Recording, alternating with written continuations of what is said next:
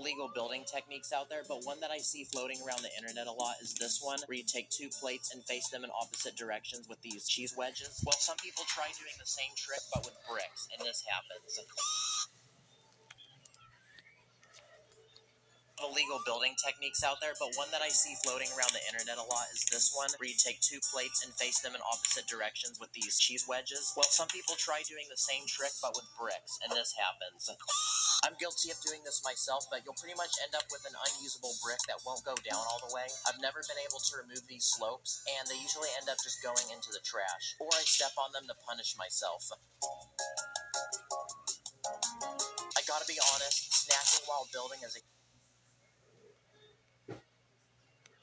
been able to remove these slopes, and they usually end up just going into the trash, or I step on them to punish myself.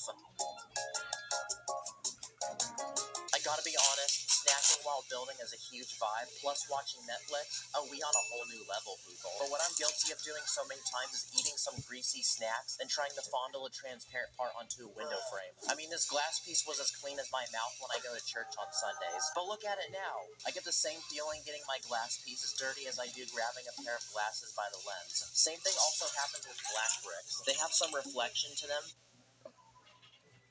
but after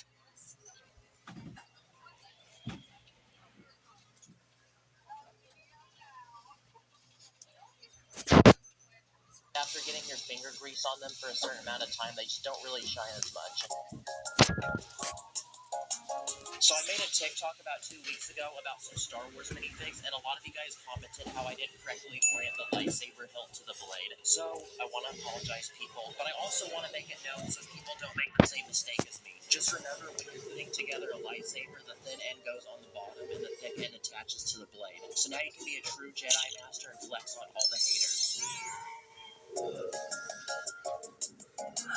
Okay, so I love designing my own custom Lego creations, which means I'm constantly putting pieces together and taking them apart. And the most fragile Lego pieces I've ever dealt with are these ones in brown. Like, seriously, they break so easily. I'm just snapping these like Hershey's chocolate bars. Like, look how weak this is. Legit, brown pieces suck. Meanwhile, look at this. Okay, that probably made you lose some brain cells, which is why I want to warn you to never pry off a brown piece next to another piece, because this will sometimes happen. As a trick, I've learned to remove everything around it first, then take the piece off. In that case, it doesn't have any other piece to stress against. If it's a large plate, a separator usually won't do anything. Instead, I try lightly prying each corner off with my nails, then it will start getting loose, and eventually it will come off. Here's a bunch of round plates. I'm going to place them down, take them off with my brick separator, and see how many we break. Dang, none of them actually broke. Now we're going to step it up a notch. Uh-oh, broken. Not broken. Broken. Okay, so out of the 32 plates we had, 14 of them broke. Now let's try another color. Literally none of them broke. Okay, so for this next topic, I'm gonna buy a Lego set.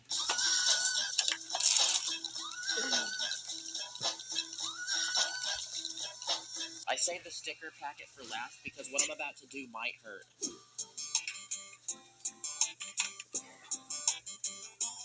Yep, that's right, guys. One of the most evil things to do as a Lego builder is to carelessly put stickers on wrong. I used to be trash at doing this job, but now I usually just don't put stickers on at all. Sometimes you realize it's not placed on right, so you go to remove it, you put it on again, and you realize that one corner is damaged. Or if you're a dog owner like me, you put the sticker on to find a piece of hair underneath it. Or sometimes you even find your own fingerprint. Before we go to our next idea, let's talk about the sponsor of this video, which is World of Warships. World of Warships is a free game available on PC and console where you can control over 400 historical ships on over 40 different maps. Let me try to move. There's over 44 million players and 4 different classes of warships you can control. Battleships, destroyers, aircraft carriers, and cruisers. If none of those float your boat, you can quite literally not float and go underwater in a submarine. Fresh content gets dropped every month, whether it be new ships, nations, cosmetics, so you're constantly getting a true updated gaming experience. That's pretty poggers. In the most recent update, they added stunning new water effects and textures, which make the game look super realistic. You can play by yourself, or you can squad up with the boys and conquer the seas as a a team. World of Warships isn't just a game, but it's also a digital museum that not only displays some of the most iconic ships from the First and Second World War, but also past designs that never got the chance to be made, but were brought to life in the game. Click the link in the description.